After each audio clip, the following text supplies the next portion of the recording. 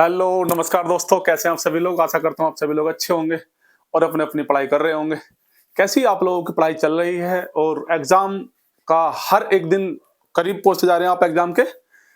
हर एक दिन गायब होता जा रहा है, तो कितनी मेहनत आप कर रहे हैं? अपने जोश और जुनून के साथ लगे पड़े हैं, नहीं लगे पड़े हैं?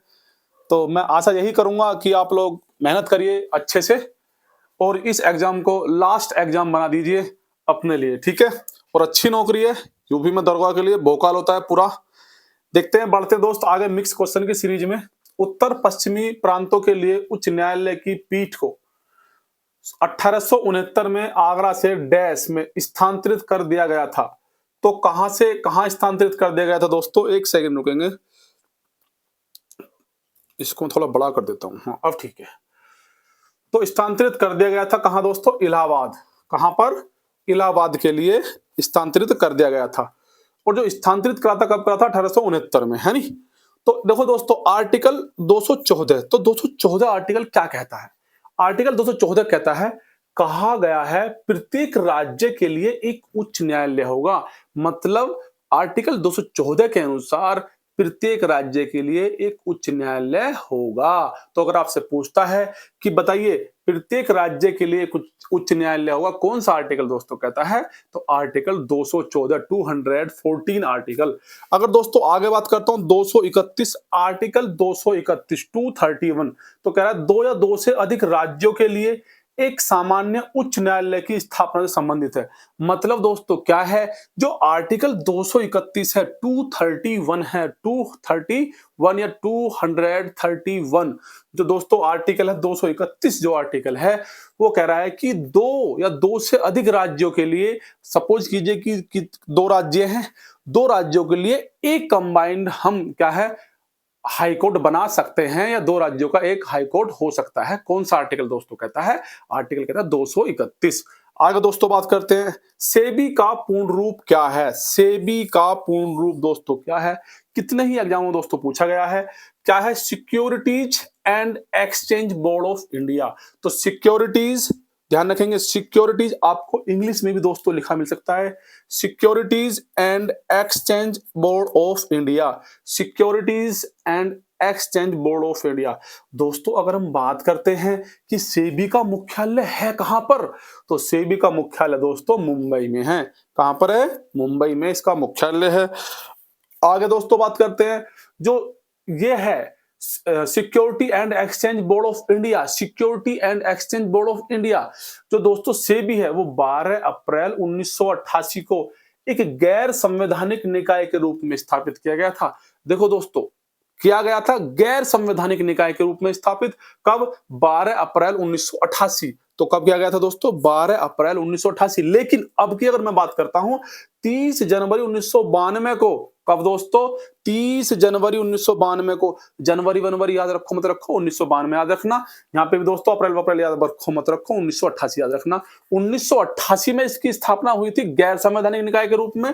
और दोस्तों 1992 में जो स्थापना दोबारा हुई थी, ये के अधिनियम, तो 1992 के अधिनियम 1992 के माध्यम से एक संवैधानिक निकाय बन गया है। तो अगर आपसे पूछे कि बताइए कौन से अधिनियम के अनुसार सेबी को एक संवैधानिक निकाय बनाया गया था, तो 1992 के अधिनियम के अनुसार दोस्तों सेबी को एक संवैधानिक निकाय बना गया था। ठीक है, आगे बात करते हैं। ठोस पदार्थों में ऊष्मांतरण, ऊष्मा हस्तांतरण की प्रक्रिया को डैश के रूप में जाना जाता है। तो ठोस पदार्थ होते हैं दोस्तों, ठोस पदार्थों में ऊष्मांतरण, ऊष्मांतरण, ऊष्मा हस्तांतरण की प्रक्रिया के रूप में जाना जाता है दोस्तों चालन। ध्यान रखेंगे, क्या है दोस्तों? चालन। दोबारा सुनेंगे, ठोस पदार्थों में ऊष्मांतरण या ऊष्मा हस्तांतरण की प्रक्रिया को डैश के रूप में जाना जाता है, तो चालन के रूप में दोस्तों जाना जाता है। किस विटामिन की कमी के कारण इंसानों में रक्त अल्पता, किस विटामिन की कमी के कारण दोस्तों इंसानों में रक्त अल्पता रोग हो जाता है, या एनीमिया भी दोस्तों कहते हैं? क्या कहते हैं? रक्त अल्पता को एनीमिया भी दोस्तों बोलते हैं। तो किस विटामिन की कमी से दोस्तों? Vitamin B12। तो B12 की कमी से रक्त अल्पता दोस्तों हो जाता है। ये है क्या दोस्तों? लाल रक्त कोशिकाएं निर्माण, तंत्रिका संबंधी कार्य और DNA संश्लेषण के लिए आवश्यक है। तो जो दोस्तों डॉक्टर नहीं, जो दोस्तों B12 है, तो B12 लाल रक्त कोशिकाओं को निर्माण के लिए, और क्या है दोस्तों, तंत्रिका संबंधी कार्य के लिए, डीएनए संश्लेषण के लिए क्या आवश्यक दोस्तों, विटामिन B12 आवश्यक है। B12 की कमी से अगर दोस्तों किसी के अंदर B12 की दोस्तों कमी आ जाती है तो क्या होगा, तो थकान हो जाएगी, कमजोरी, सांस में तकलीफ और संज्ञानात्मक समस्याएं दोस्तों हो जाएंगी। अगर मैं B12 स्रोत की बात करता हूँ, कहाँ कहाँ से स्रोत मिलते हैं, तो आप मछली खाइए, अंडा खाइए, डेयरी उत्पाद खाइए, और क्या दोस्तों, फोर्टिफाइड अनाज खाइए। इससे B12 इसमें दोस्तों मिलता है। शाकाहारी आहार का पालन करने वाले व्यक्तियों में विटामिन B12 की कमी का खतरा होता है। तो दोस्तों जो जो लोग शाकाहारी होते हैं उनमें ना B12 की कमी का खतरा होता है, क्योंकि यह मुख्य रूप से पशु आधारित खाद्य पदार्थों में पाया जाता है। क्योंकि दोस्तों यह है ना ज्यादातर जो पशु आधारित खाद्य पदार्थ होते हैं उनमें पाया जाता है। देखो एक तो होते हैं शाकाहारी, एक होते हैं शुद्ध शाकाहारी। शुद्ध शाकाहारी जिनको बोलते हैं वीगन्स बोलते हैं, जैसे कि विराट कोहली है नहीं। तो ये तरह के लोग जो होते हैं, जो वीगन्स होते हैं ना, वो सपोज कीजिए किसी पशु द्वारा जो चीजें मिलती हैं प्राप्त, जैसे दूध मिलता है पशु से तो मिलता है, तो उससे बनी हुई चीजें भी नहीं खाते हैं। वो कहते हैं कि ये भी क्योंकि पशु के अंदर से ही आया है, तो इसलिए क्या है, ये मांस है, मतलब मांस के सेंस में उसको रखते हैं। तो इसीलिए उन उन लोगों के अंदर ज्यादातर विटामिन B12 की कमी पाई जाती है, ध्यान रखना, ठीक है। आगे बात करते हैं दोस्तों, बोरोन, सिलिकॉन और जर्मेनियम। कौन कौन से दोस्तों, बोरोन, सिलिकॉन और जर्मेनियम जैसे तत्वों को डैश के रूप में वर्गीकृत किया गया है। तो किसके रूप में वर्गीकृत किया गया है दोस्तों, उपधातु के रूप में वर्गीकृत किया गया है। ऐसे तत्व हैं जो धातुओं और अधातुओं दोनों के गुणों को प्रदर्शित करते हैं। तो ये दोस्तों जो उनसे बोरोन हो गया, सिलिकॉन हो गया और जर्मेनियम हो गया। कौन कौन से दोस्तों, बोरोन, सिलिकॉन और जर्मेनियम, ये दोस्तों ऐसे तत्व हैं जो दोनों रूप में पाए जाते हैं, ठीक है। ऐसे तत्व हैं जो धातु और अधातु के रूप में दोनों गुणों को प्रदर्शित करते हैं, ठीक है। अर्धचालक है, तो दोस्तों अर्धचालक क्या है, तो सिलिकॉन और जर्मेनियम क्या है दोस्तों, अर्धचालक है। अगर आगे बात करते हैं, भारतीय संविधान की किस अनुसूची में भारत के राष्ट्रपति के पारिश्रमिक, भत्ते और विशेषाधिकार से संबंधित प्रावधान है दोस्तों, ध्यान रखेंगे, द्वितीय अनुसूची में है दोस्तों। जो द्वितीय अनुसूची में क्या है दोस्तों, जो जिनके भत्ते और वेतन से संबंधित कौन सी है दोस्तों, तो अनुसूची दूसरी, सेकंड अनुसूची है। जितने भी मंत्री वगैरह होते हैं सबके ये भत्ते वगैरह किस में आते हैं, अनुसूची 2 में, और शपथ आती है अनुसूची 3 में, है नहीं, आप लोगों को पता होगा। और संघ समर्थ सूची, राज्य सूची जो आती है अनुसूची 7 में आती है, ये आपको पता होगा। तो मूल संविधान में 8 अनुसूचियां थी। अगर आपसे पूछा जाए कि जो हमारा मूल संविधान था उसमें कितनी अनुसूचियां थी दोस्तों, 8 अनुसूचियां थी। और वर्तमान में कितनी है दोस्तों, 12 अनुसूचियां हैं, ठीक है। प्रथम अनुसूची में देखो दोस्तों क्या है, राज्यों और केंद्र शासित प्रदेशों के नाम और उनका क्षेत्राधिकार विस्तार। मतलब जो राज्य हैं और जो केंद्र शासित प्रदेश है, जो यूटी वगैरह है, यूनियन टेरिटरीज, उनके नाम और उनके क्षेत्राधिकार विस्तार से संबंधित है दोस्तों। और तृतीय अनुसूची दोस्तों क्या है, जो तृतीय अनुसूची है, शपथ और प्रतिज्ञान, शपथ है और दोस्तों और प्रतिज्ञान है। देखो दोस्तों, राष्ट्रीय सुरक्षा अधिनियम 1980 के तहत अगर मैं बात करता हूं, राष्ट्रीय सुरक्षा अधिनियम 1980 के तहत नजरबंद की जाने की अधिकतम अवधि कितनी है, तो किसके अनुसार, राष्ट्रीय सुरक्षा अधिनियम 1980।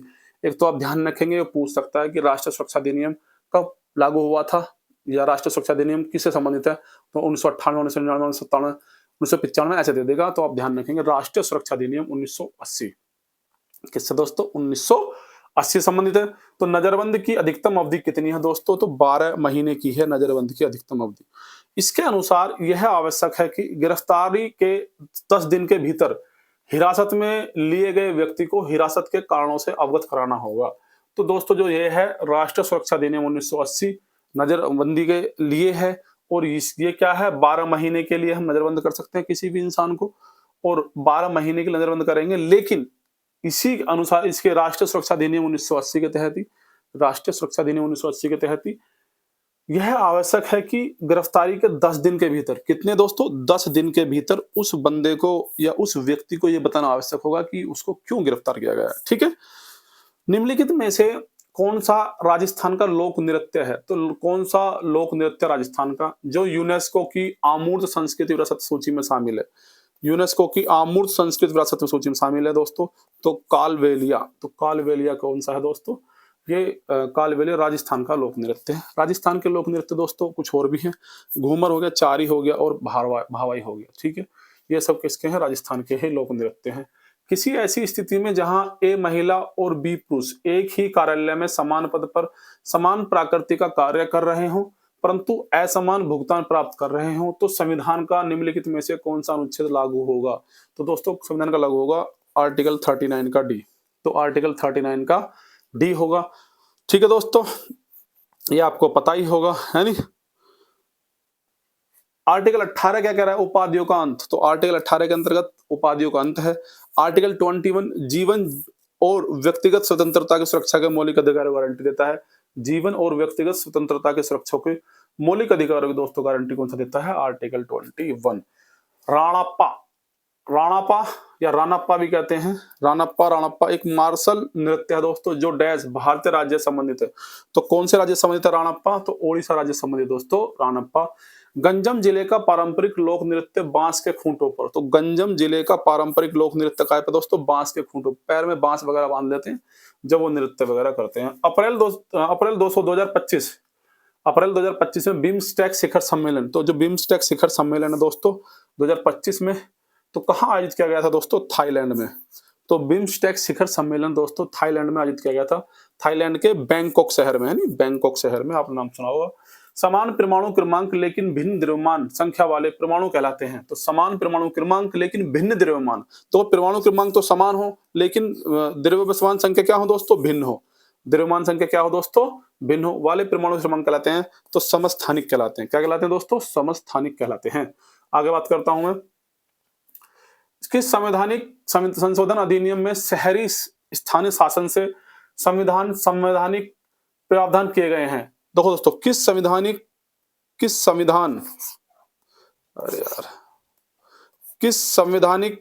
संशोधन अधिनियम, तो कौन सा संवैधानिक संशोधन अधिनियम में शहरी स्थानीय शासन, जो शहरी शासन होता है दोस्तों, से संबंधित संवैधानिक प्रावधान दोस्तों किए गए हैं? तो 74वां संविधान संशोधन हुआ था दोस्तों 1992 में।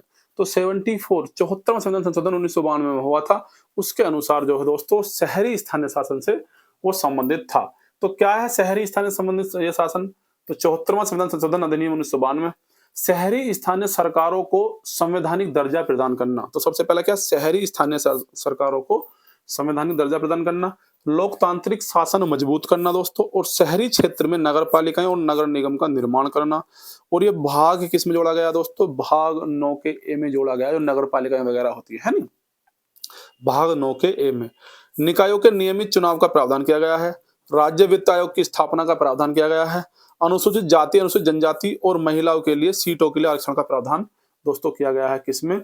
ये किया गया है शहरी स्थानीय शासन के अधिनियम 74वां संविधान संशोधन अधिनियम 1992। तो 74वां अमेंडमेंट कब हुआ था? 1992 में दोस्तों हुआ था। 31वां संबंधित देखो, 31 में से क्या संबंधित है? 31वां दोस्तों हुआ था 1951 में, 1951 में एक अमेंडमेंट हुआ था, एक संशोधन हुआ था दोस्तों 31वां। तो क्या था? लोकसभा में सीटों की संख्या 375 से बढ़ाकर 500 कर दी गई थी।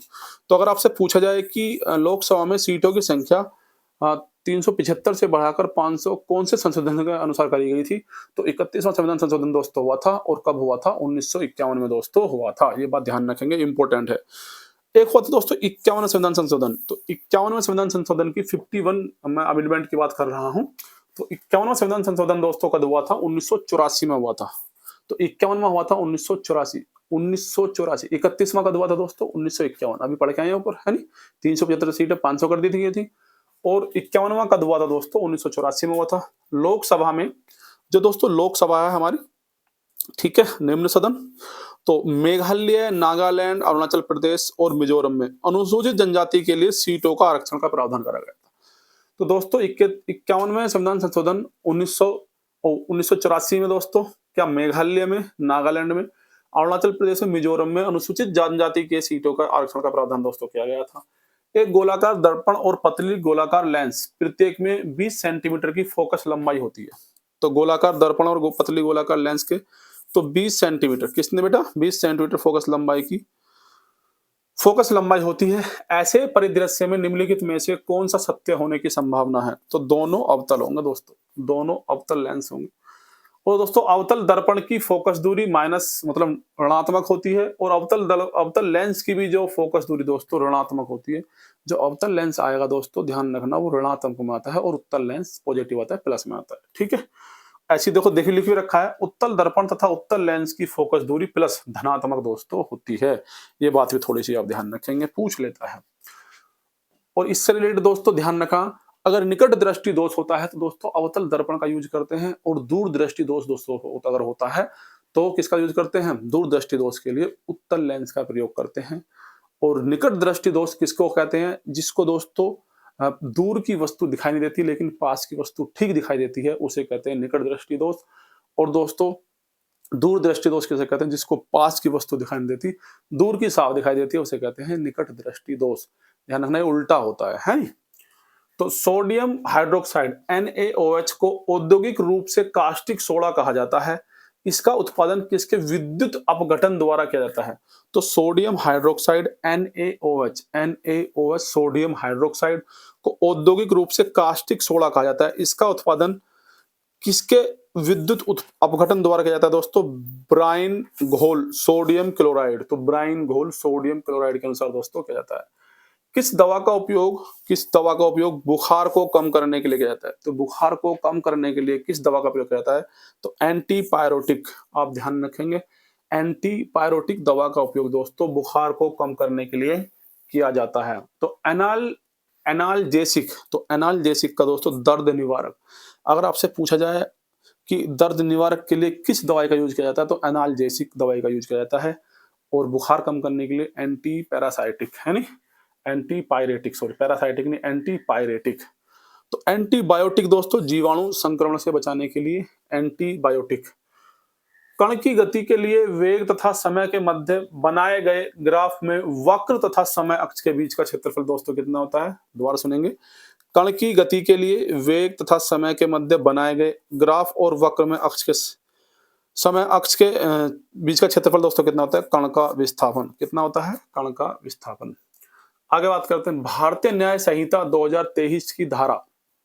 तो भारतीय न्याय संहिता BNS, तो BNS की धारा, ठीक है, तो BNS भारतीय न्याय संहिता 2023 की धारा में अपराध शब्द का उल्लेख किया गया है। तो अपराध शब्द को दोस्तों कौन सी धारा के अनुसार दोस्तों डाला गया है? तो धारा 24 के 2। तो अपराध शब्द को किसको दोस्तों? अपराध, जो अपराध शब्द होता है उसको डाला गया 24 के 2 के अंतर्गत, धारा 24 का 2। तो धारा 24 का 2 के अंतर्गत अपराध शब्द को डाला गया है, ये बात ध्यान रखेंगे। अपराध के आवश्यक तत्व दोस्तों क्या क्या होते हैं? अगर आपसे पूछता है निम्नलिखित में से कौन सा अपराध का आवश्यक तत्व नहीं है, जैसे कि मानव हो गया, भाई अपराध करने के लिए मनुष्य चाहिए। आपराधिक कृत्य, क्या उसने काम करा है अपराध के लिए। दुराश्रय, गलत आशय को बोलते दोस्तों दुराश्रय। मानव अथवा समाज की क्षति, तो मानव की या समाज की क्षति उसने क्या करी है, तो ये होते हैं अपराध के क्या दोस्तों? अपराध के तत्व। तो भारतीय न्याय संहिता 2023 की धारा डैश में दंड के बारे में प्रावधान किया गया है। तो भारतीय न्याय संहिता 2023, तो 2023 की धारा दंड के बारे में प्रावधान दोस्तों किया गया है, तो धारा 4 में। तो धारा 4 किसमें दोस्तों? धारा 4 में क्या करा गया है? दंड का प्रावधान दोस्तों करा गया है। इसके अनुसार 6 प्रकार के दोस्तों दंड मिल सकते हैं, तो ये ध्यान रखेंगे, जैसे कि मृत्यु, आजीवन कारावास। कारावास में 2 दोस्तों, सादा और कठिन, परिश्रम के साथ कठिन कारावास है नहीं। संपत्ति को जब्त करना या सामुदायिक सेवा करना, ये 6 प्रकार के दोस्तों उनको क्या मिल सकते हैं? सजाएं मिल सकती हैं। संज्ञेय अपराध कहलाता है। तो संज्ञेय अपराध कौन सा कहलाता है? किसे हम कह सकते हैं कि संज्ञेय अपराध है दोस्तों? तो ऐसा अपराध जो 2 वर्ष से अधिक के कारावास से दंडनीय हो, जो 2 वर्ष से अधिक के कारावास के लिए दंडनीय हो। जब कोई कार किसी मोड़ पर मुड़ती है तो अभिकेंद्र बल किसके द्वारा प्रदान किया जाता है? अगर कोई कार दोस्तों किसी मोड़ पर मुड़ रही है, जैसे कि आप लोगों ने देखा होगा, अगर हम साइकिल वगैरह चलाते हैं या बाइक वगैरह या स्कूटी वगैरह या कार वगैरह भी चलाते हैं, तो हम उधर को ही मुड़ जाते हैं इस तरह से। तो क्यों मुड़ जाते हैं दोस्तों? अभिकेंद्र बल प्रदान करने के कारण। लेकिन यहाँ पर दोस्तों क्या होगा? टायरों और सड़कों के बीच घर्षण, टायरों और सड़क के बीच घर्षण अभिकेंद्र बल दोस्तों प्रदान करता है। आगे देखते हैं किसी पदार्थ में हाइड्रोजन का जुड़ना या ऑक्सीजन का निकलना क्या कहलाता है? तो अपचयन। देखो दोस्तों ध्यान रखेंगे, हाइड्रोजन जुड़ रहा है, हाइड्रोजन क्या कर रहा है? जुड़ रहा है, लेकिन ऑक्सीजन निकल रहा है, ऑक्सीजन निकल रहा है। लेकिन अगर ऑक्सीजन जुड़ेगा और हाइड्रोजन निकलेगा तो उसे ऑक्सीकरण कहते हैं। देखो दोस्तों, इसके विपरीत ऑक्सीजन का जुड़ना और हाइड्रोजन का निकलना ये क्या कहलाता है दोस्तों? ऑक्सीकरण कहलाता है। क्वेश्चन बन जाता है, ध्यान रखेंगे। यानी एक चुंबकीय द्विध्रुव को एक समान चुंबकीय क्षेत्र में रखा गया है। एक चुंबकीय द्विध्रुव को एक समान चुंबकीय क्षेत्र में रखा गया है। द्विध्रुव पर कुल चुंबकीय बल होगा तो हमेशा दोस्तों शून्य होता है। कैसा होता है? हमेशा शून्य होता है। एक प्रोटॉन तथा एक इलेक्ट्रॉन एक समान विद्युत क्षेत्र में स्थित हैं। अगर एक प्रोटॉन है दोस्तों, एक प्रोटॉन और एक इलेक्ट्रॉन एक समान विद्युत क्षेत्र में स्थित हैं तो बलों के परिमाण बराबर होंगे। तो बलों के परिमाण कैसे होंगे दोस्तों? बराबर होंगे। गैलीलियो ने गति के किस मूलभूत भौतिक परिमाण की संकल्पना प्रस्तुत की थी? तो गैलीलियो ने गति के किस मूलभूत भौतिक परिमाण की संकल्पना की थी? दोस्तों त्वरण की। किसकी? त्वरण की।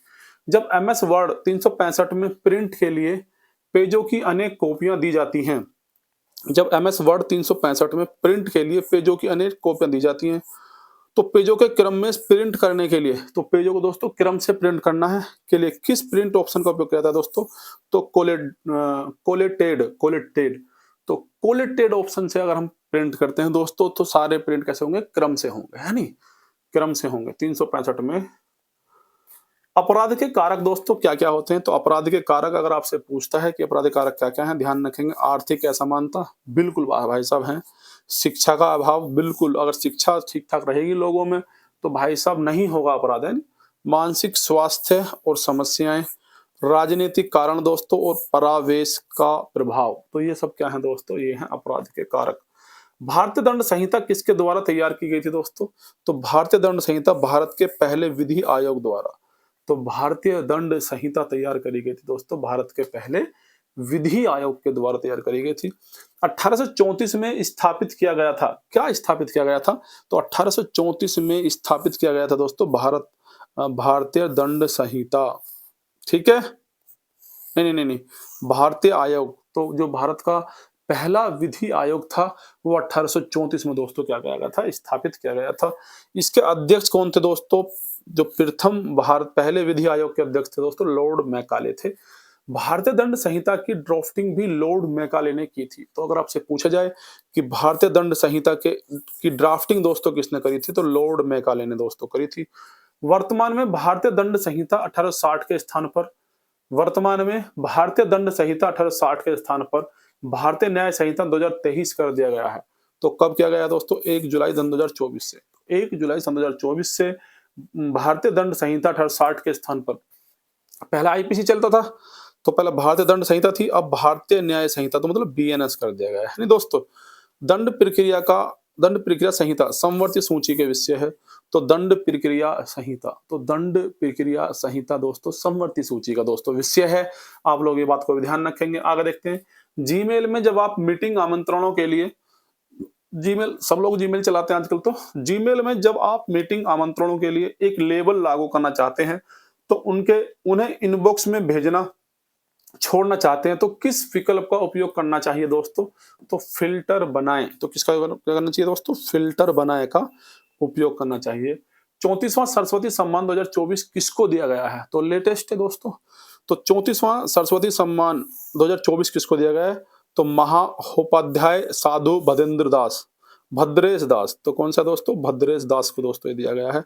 तो आप भद्रेश दास ध्यान रखेंगे, बस इसको कहाँ याद रखेंगे इतना बड़ा। तो 34वां सरस्वती सम्मान जो 34वां जो सरस्वती सम्मान है दोस्तों भद्रेश दास को दिया गया है। इनकी पुस्तक है दोस्तों संस्कृति पुस्तक स्वामी नारायण की सिद्धांत सुधा के लिए दिया गया है। तो संस्कृत पुस्तक है दोस्तों स्वामी नारायण सिद्धांत के लिए दोस्तों दिया गया है। नवीन शहरी विकास को प्रोत्साहित करने के लिए केंद्रीय बजट 2025-26 में घोषित अर्बन चैलेंज फंड यूसीएफ का मूल्य कितना है दोस्तों? 1 लाख करोड़ है। अर्बन चैलेंज फंड यूसीएफ का कितना है दोस्तों? 1 लाख है।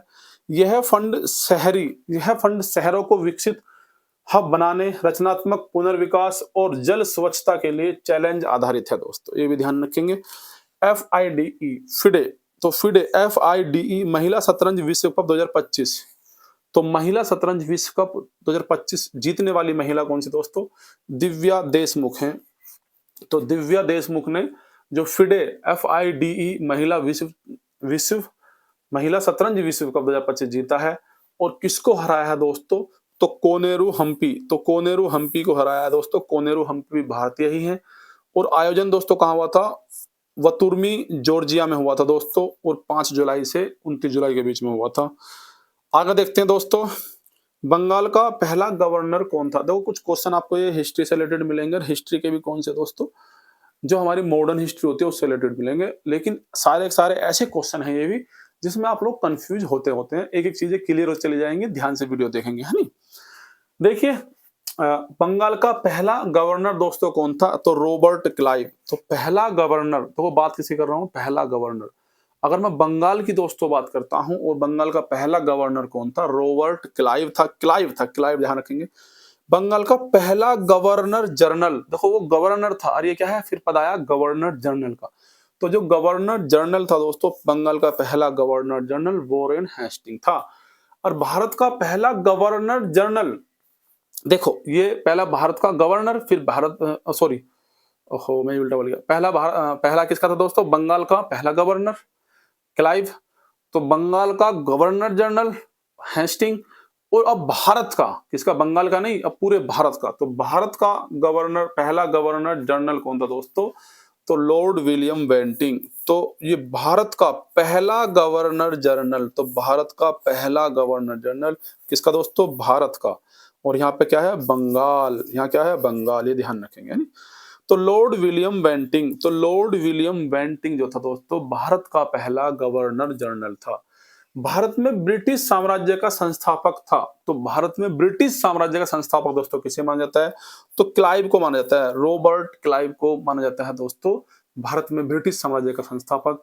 इसके द्वारा बंगाल में द्विशासन प्रणाली लागू की गई थी। अगर आपसे पूछता है कि बंगाल में द्विशासन प्रणाली लागू किसके द्वारा की गई थी, तो लॉर्ड क्लाइव या रॉबर्ट क्लाइव के द्वारा दोस्तों द्विशासन प्रणाली लागू की गई थी बंगाल में, है नी? द्विशासन प्रणाली को बंगाल में समाप्त किया गया था। किसने किया था? जो द्विशासन प्रणाली थी उसको बंगाल में समाप्त किसने किया था? बंगाल के अंदर तो हेस्टिंग ने। तो वॉरेन हेस्टिंग ने द्विशासन प्रणाली को दोस्तों बंगाल में समाप्त दोस्तों किया था। ये बात भी आप थोड़ी सी ध्यान रखेंगे। ब्रिटिश नागरिकों एवं कंपनियों के लिए भारत में व्यापार का खोला जाना, तो कब? ब्रिटिश नागरिकों और कंपनी के लिए भारत में किसका दोस्तों? व्यापार का। तो भारत में ब्रिटिश नागरिकों के लिए और कंपनियों के लिए व्यापार कब खोला गया था? 1813 ईस्वी में। ये ध्यान रखेंगे, 1813 ईस्वी में भैया ब्रिटिश नागरिकों और ब्रिटिश कंपनी के लिए व्यापार के लिए खोला गया था। भारत में ईस्ट इंडिया कंपनी को व्यापारिक अधिकार समाप्त हुआ। तो कब व्यापारिक अधिकार समाप्त हो गया था ब्रिटिश ईस्ट इंडिया कंपनी का दोस्तों? तो 1833 में दोस्तों ब्रिटिश ईस्ट इंडिया कंपनी का जो था दोस्तों व्यापारिक अधिकार खत्म हो गया था। भारतीय संविधान की उद्देशिका में कब संशोधन किया गया था? उद्देशिका दोस्तों, तो उद्देशिका में कब संशोधन दोस्तों किया गया था? तो ध्यान रखेंगे 1976। तो 42वें संविधान संशोधन 1976 और 44वां हुआ था दोस्तों 1978 में, है नहीं? उसमें भी कुछ चेंजेस किए गए थे। संशोधन होता ही चेंजेस के लिए। और दोस्तों ये जो 42वां संविधान संशोधन है, इसे छोटा संविधान, है नहीं? इसको छोटा संविधान भी कहते हैं क्योंकि इसमें बहुत सारी चीजें चेंजेस हुई थी। तो 1976 में 42वां संविधान संशोधन हुआ था। उसमें दोस्तों 3 शब्द जोड़े गए थे, समाजवादी, धर्मनिरपेक्ष, अखंडता। तो दोस्तों समाजवादी, धर्मनिरपेक्ष, अखंडता शब्द को जोड़ा गया था 42वें संविधान संशोधन 1976 के द्वारा। आदिवाणी ऐप दोस्तों, एक है आदिवाणी ऐप, किस मंत्रालय द्वारा लॉन्च किया गया? तो कौन सा मंत्रालय ने, किस मंत्रालय ने आदिवाणी ऐप लॉन्च किया है दोस्तों? तो जनजातीय मामलों के मंत्रालय ने। किसने दोस्तों आदिवाणी ऐप को लॉन्च किया है? तो आदिवाणी ऐप को दोस्तों जनजातीय मामलों के मंत्रालय ने लॉन्च किया है। जनजातीय भाषाओं का अनुवाद करने के लिए भारत का पहला AI ऐप है। तो जनजातीय भाषाओं का अनुवाद करता है दोस्तों कौन सा? आदिवाणी ऐप। जनवरी 2025 में India open badminton tournament dash में आयोजित किया गया था। तो जनवरी 2025 में इंडियन ओपन बैडमिंटन टूर्नामेंट कब आयोजित किया गया था दोस्तों, ध्यान रखेंगे कहाँ आयोजित किया गया था, नई दिल्ली में आयोजित किया गया था। तो जनवरी 2025 इंडिया ओपन बैडमिंटन, तो इंडिया ओपन बैडमिंटन दोस्तों जो किया गया था नई दिल्ली में आयोजित किया गया था। कहाँ पर, इंदिरा गांधी स्टेडियम में दोस्तों आयोजित किया गया था। मीनाक्षी अम्मा मंदिर का निर्माण, दोस्तों जो मीनाक्षी अम्मा मंदिर का निर्माण है किसके द्वारा, कुलशेखर पांडियन, तो कुलशेखर पांडियन के द्वारा कौन सा दोस्तों, मीनाक्षी अम्मा मंदिर का निर्माण दोस्तों किया गया था। केरल में मनाया जाने वाला वेटुकड़ महोत्सव, तो केरल में दोस्तों एक महोत्सव बनाया जाता है वेटुकड़, तो ध्यान रखेंगे, एक तो पहले ध्यान रखेंगे कि वेटुकड़ महोत्सव दोस्तों कहाँ का है, केरल का है। तो वेटुकड़ महोत्सव दोस्तों कहाँ का है, केरल का है, एक बात तो ये ध्यान रखेंगे। दूसरी बात, किस धार्मिक समुदाय से संबंधित है, तो वेटुकड़ जो महोत्सव है जो केरल में मनाया जाता है वो किससे संबंधित है दोस्तों, वो है ईसाइयों से संबंधित। किससे संबंधित दोस्तों, वो ईसाइयों से संबंधित है। छत्तीसगढ़ में नाटक के लिए लोकप्रिय रूप से प्रयुक्त शब्द डैश है, तो छत्तीसगढ़, तो दोस्तों अगर बात करता हूं छत्तीसगढ़ में नाटक के लिए लोकप्रिय रूप से प्रयुक्त शब्द दोस्तों कौन सा है, तो ध्यान रखेंगे गम्मत, जो गम्मत शब्द है वो छत्तीसगढ़ से संबंधित है। गम्मत शब्द किससे दोस्तों, छत्तीसगढ़ से संबंधित है। और किसके लिए, नाटक के लिए प्रयोग होता है दोस्तों छत्तीसगढ़ में गम्मत है नी। आगे बात करते हैं, सहायक संधि व्यवस्था को स्वीकार करने वाला प्रथम भारतीय देशी शासक था। तो सहायक कौन सी दोस्त, सहायक संधि व्यवस्था, अगर मैं बात करता हूं किसकी, सहायक संधि व्यवस्था को स्वीकार करने वाला प्रथम भारतीय देशी शासक कौन था दोस्तों, हैदराबाद का निजाम था। कौन था दोस्तों, हैदराबाद का निजाम था। सीता प्रथा पर पाबंदी लगाई थी, और सीता प्रथा नहीं सती प्रथा, जब भी मैं इसको पढ़ता हूँ सीता ही पढ़ता हूँ, पता नहीं दिमाग में क्या है नहीं, तो लेकिन सीता नहीं है, सती प्रथा है दोस्तों, सती प्रथा पर पाबंदी लगाई थी। तो ये तो आपको पता होगा, विलियम बेंटिंग ने लगाई थी राजा राम मोहन राय के साथ मिलकर, है नहीं, आप लोग पता होगा। तो सती प्रथा पर जो अंग्रेज ने, किस अंग्रेज ने पाबंदी लगाई थी दोस्तों, विलियम वेंटिंग ने लगाई थी सती प्रथा पर। और सती प्रथा को दोस्तों समाप्त किया था 1829 में। वेरी वेरी इंपॉर्टेंट क्वेश्चन है दोस्तों कि 1829 में 1829 में दोस्तों सती प्रथा को खत्म कर दिया गया था, किसके द्वारा, विलियम वेंटिंग के द्वारा। कुछ दोस्तों देखो ये विलय हैं, है नहीं, जैसे कि 1848 में दोस्तों विलय हुआ था सतारा का विलय, तो किसमें, अंग्रेजों के शासन में विलय हो गया था, है नहीं, अंग्रेजों के राज्य में या साम्राज्य कह सकते हैं। तो 1848 में क्वेश्चन पूछ लेता है भाई, मिलान करने के लिए आते हैं, कोई छोटा मोटा तो एग्जाम है नहीं, यूपीएससी अच्छा लेवल का एग्जाम है, और आप लोग देख रहे हो क्वेश्चन भी बहुत अच्छे लेवल के हैं। 110% आपको इनमें से क्वेश्चन मिल जाएंगे अगर आप अच्छे से इसका रिवीजन करके जाएंगे, ठीक है। और आप लोगों को मालूम होगा, अगर आपको इनकी पीडीएफ चाहिए, जैसे कि एक बार आपने वीडियो देख ली, दोबारा वीडियो देख लीजिए, आपकी मर्जी। अगर आपको पीडीएफ भी चाहिए तो गुरुग्राम स्टडी सेंटर के नाम से ही दोस्तों, गुरुग्राम स्टडी सेंटर के नाम से ही, किस पे दोस्तों, टेलीग्राम पर हमारा चैनल बना हुआ है, सारी की सारी पीडीएफ वहां पे पड़ी है, आप उसको ज्वाइन कीजिए और वहां से पीडीएफ को डाउनलोड कर लीजिए। चाहे तो आप प्रिंट भी निकलवा सकते हैं और चाहे तो आप इनको ऐसे ही पढ़ सकते हैं फोन में भी, ठीक है। तो 1848 ईस्वी में सतारा का विलय हुआ था दोस्तों। तो 1849 में दोस्तों पंजाब का विलय हुआ था। तो 1849 में किसका विलय हुआ था दोस्तों, 1849 में पंजाब का विलय हुआ था। और 1855 में करौली का विलय हुआ था। तो 1855 में दोस्तों किसका विलय हुआ था, करौली का विलय हुआ था दोस्तों 1855 में। और 1856 में हुआ था अवध का विलय। तो अवध का विलय दोस्तों कब हुआ था, 1856 में दोस्तों हुआ था। ध्यान रखेंगे, 48 में सतारा विलय, 49 में पंजाब का विलय, 55 में करौली का विलय, 1856 में अवध का विलय दोस्तों हुआ था। ये बात आप थोड़ी सी ध्यान रखेंगे। गवर्नर जनरल जिसने विलय की नीति आयोजना का क्रियान्वित किया था, मतलब विलय, जो विलय की नीति अपनाई थी, किसने अपनाई थी दोस्तों, डलहौजी ने। ठीक है दोस्तों, डलहौजी, लॉर्ड डलहौजी, आपने नाम खूब सुना होगा इसका। तो ये गवर्नर जनरल था जिसने विलय की नीति अपनाई थी। वास्तविक नाम क्या था दोस्तों डलहौजी का, तो वास्तविक नाम था जेम्स एंड्रयूज रेमजे। तो जेम्स एंड्रयूज रेमजे डलहौजी का वास्तविक नाम भी दोस्तों आपसे पूछ सकता है। इसके समय भारत में प्रथम रेल लाइन बिछाई गई थी। तो इसके समय में दोस्तों क्या हुई थी, प्रथम रेल लाइन बिछाई गई थी किसके समय में, डलहौजी के समय में। और कहां से कहां तक दोस्तों, बंबई से थाने के मध्य है प्रथम रेल लाइन बिछाई गई थी भारत के अंदर, है नहीं। और भारत में पहली रेलवे लाइन की शुरुआत 1853 में हुई थी। कब हुई थी दोस्तों, 1853 में हुई थी भारत में पहली रेलवे लाइन की शुरुआत।